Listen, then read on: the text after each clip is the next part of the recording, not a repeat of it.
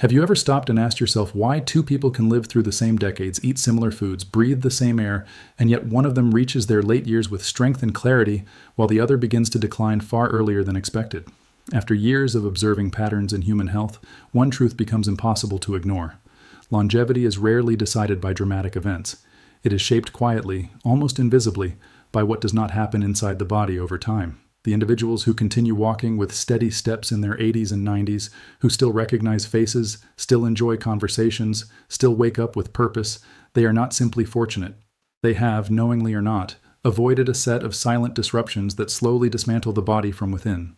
And if you've reached your later years without encountering these disruptions, there is a deeper story your body is already telling, one that most people never get to hear. Let's begin with something that rarely announces itself loudly in the early stages, yet changes everything once it takes hold. The gradual weakening of the heart's efficiency. Most people imagine heart problems as sudden dramatic events, a collapse, a sharp pain, an emergency. But what truly shortens lives is far more subtle. It begins decades earlier, when the vessels that carry blood start losing their flexibility, when tiny layers of buildup quietly narrow the pathways, when the rhythm of circulation becomes just slightly less efficient than it used to be. Year after year, the heart compensates, working a little harder, pushing a little stronger, adapting without complaint. Until one day, it can't compensate anymore. If you've reached this stage of life without experiencing that decline, it means something remarkable has been happening beneath the surface. Your circulation has remained efficient. Your vessels have retained enough elasticity to respond to the demands placed on them. Your body has managed stress in a way that did not constantly push your system into overdrive. That doesn't happen by accident. It happens through thousands of small, repeated behaviors that either support or strain the cardiovascular system. There was a man I once observed who never considered himself particularly health conscious. He didn't follow strict routines or chase trends. Well into his 80s, his energy remained steady, his posture upright, his presence calm. When asked what he did differently, he didn't mention numbers or diets or plans. He simply said he never allowed his days to become stagnant. He moved when he could, rested when needed, and avoided carrying tension longer than necessary. That balance, though simple, protected him in ways most people overlook.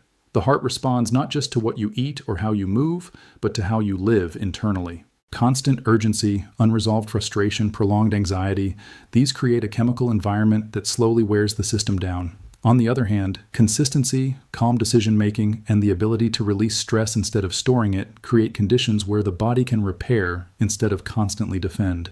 If your heart has remained strong this long, it suggests you've created more of the second environment than the first. But here's where it becomes interesting, because what has protected you so far can still be quietly challenged if attention fades. And that's where most people make their mistake, thinking survival up to this point guarantees safety moving forward. It doesn't. Now consider something even more deceptive, something that doesn't just affect one organ but gradually interferes with nearly every system at once: the body's ability to regulate energy. Not energy in the sense of how awake you feel, but at the cellular level, how efficiently your body processes fuel. When this system begins to fail, it rarely causes immediate alarm. Instead, it creates a slow imbalance where energy is present but not properly used, where circulation becomes thicker, where tissues begin to receive less efficient nourishment.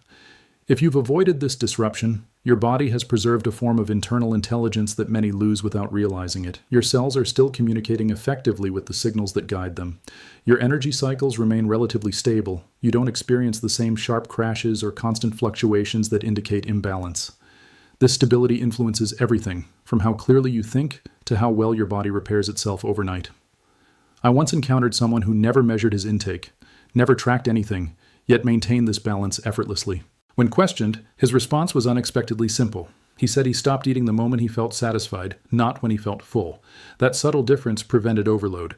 It allowed his system to operate without constant strain. Over time, that habit preserved a level of metabolic clarity that many lose much earlier in life. What most people fail to understand is that this balance is not fixed. It adapts to behavior. It responds to patterns.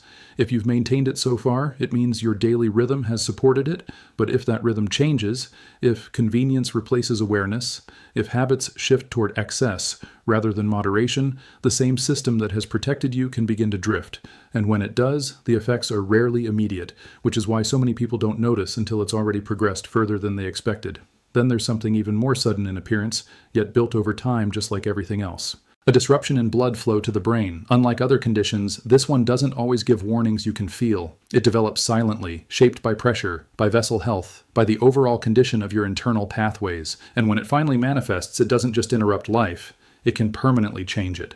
If you've reached this stage without experiencing such an event, your system has maintained a level of stability that is far from ordinary. Your vessels have remained resilient enough to handle fluctuations. Your pressure has stayed within a range that does not constantly strain delicate structures. Your body has found ways to keep circulation balanced, even under stress. There was a woman whose routine fascinated me, not because it was complex, but because it was consistent. Every evening she created a moment of complete stillness. No distractions, no noise, just quiet breathing and reflection. She believed it helped her sleep, but what it really did was regulate her entire system. It lowered tension, stabilized her internal environment, and allowed her body to reset daily. Over decades, that small practice contributed to a level of vascular health that most people struggle to maintain. What's important here is not the specific action, but the principle behind it. The body requires periods of calm to counterbalance periods of activity. Without that balance, pressure builds, vessels tighten, and systems begin to operate under constant strain. If you've avoided that outcome, it means somewhere in your life, whether consciously or not, you've allowed space for recovery. But if that space disappears, if life becomes a constant forward push without pause, the same stability can begin to erode quietly. And here's where things take a deeper turn, because up to this point, everything we've talked about has been somewhat predictable in its progression. But what comes next doesn't always follow a visible path, and the absence of it in your life may be one of the strongest signals of all. Yet most people misunderstand what truly keeps it away, and that misunderstanding changes everything once time moves forward. What makes this next part so different from everything we've talked about so far is that it doesn't rely on a single system staying strong. It depends on coordination, on timing, on a kind of internal awareness that your body maintains every second without asking for attention. It's the balance between how your cells grow and how they stop growing. And when that balance is preserved for decades, it tells a story that goes far beyond luck. Inside your body, there are processes happening right now that you will never feel, never hear, never consciously notice. Cells are dividing, repairing, replacing what's worn out, correcting what's damaged. It's a constant cycle of renewal, but within that cycle, there's also risk. Because every time a cell divides, there's a chance something goes slightly off course. Most of the time, your body catches it instantly. It identifies what doesn't belong and removes it before it can become a problem. That silent surveillance system is one of the most powerful defenses you have. If you've reached this point in life without a serious breakdown in that system, it means your internal defenses are still functioning with remarkable precision. Your body has continued to recognize irregular patterns and correct them before they could grow into something more dangerous. That doesn't just happen because of genetics. It reflects how your environment, your habits, and your internal state have interacted over time. I remember observing someone who lived well past what most people would consider the expected range. When asked how she managed it, she never mentioned medical terms or complex strategies. She spoke about something far more subtle. She said she never allowed negative emotions to stay in her body for long. At first, it sounded like a philosophical answer, but over time, it became clear that it was deeply physical. Because prolonged emotional strain doesn't just affect the mind. It alters the body's chemistry. It creates conditions where repair slows down and irregularities have more space to persist. The body thrives in an environment where it can focus on maintenance rather than constant defense. When stress becomes chronic, when rest becomes irregular, when nourishment becomes inconsistent, the system that once operated quietly in the background starts to lose efficiency. And when that happens, small issues that would have been corrected instantly begin to linger. That's how larger problems begin, not suddenly but through a gradual weakening of oversight. If you've avoided that so far, it means your system has remained alert. It has continued to monitor, respond, and protect without interruption. But here's what most people don't realize. That system doesn't stay strong on its own. It responds to signals. It adapts to the environment you create for it. And if that environment begins to shift, if rest becomes shorter, if stress becomes heavier, if awareness turns into neglect, the same protection that carried you this far can begin to slow down. There was also something else I noticed in people who maintained this balance longer than most.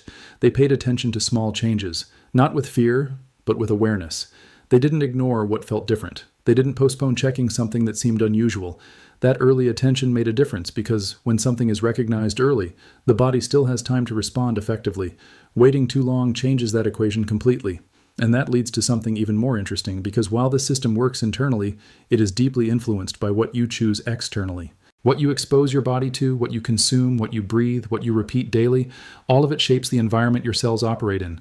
Clean inputs create clarity, overload creates confusion, and your body performs best when it doesn't have to constantly filter out excess.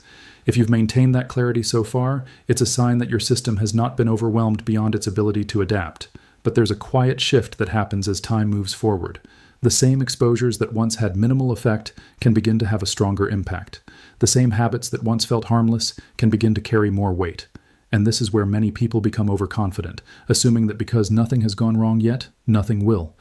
But the truth is, the margin for error becomes smaller, not larger.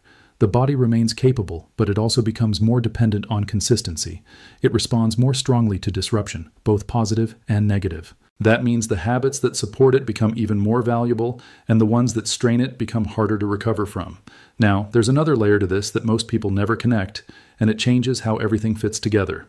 Because while internal balance and cellular awareness play a major role, they don't operate in isolation.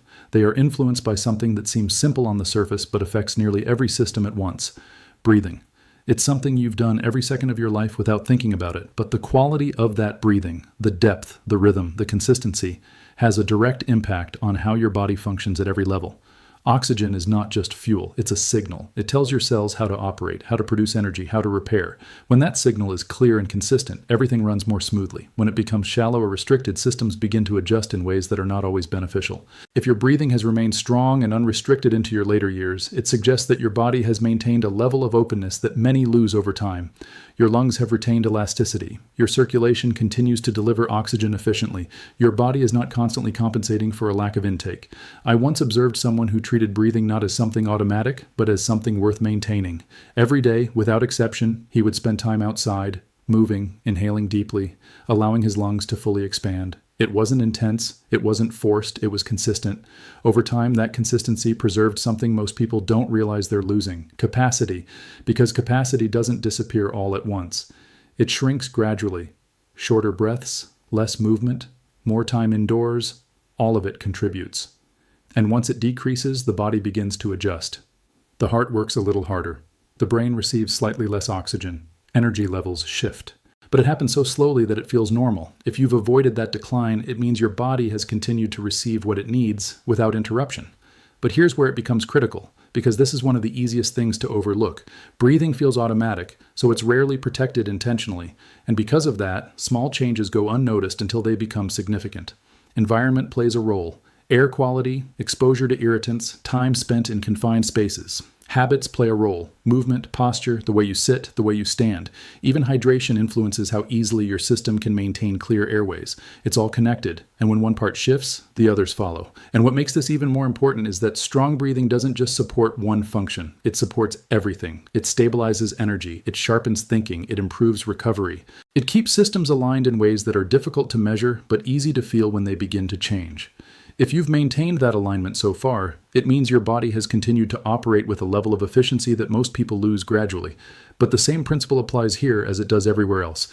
Maintenance matters more than recovery. It's easier to preserve what's working than to rebuild what's been lost.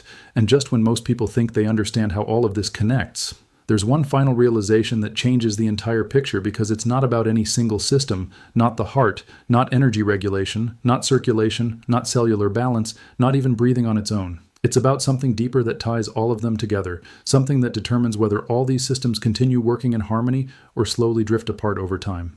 And once you see it, you won't look at aging the same way again.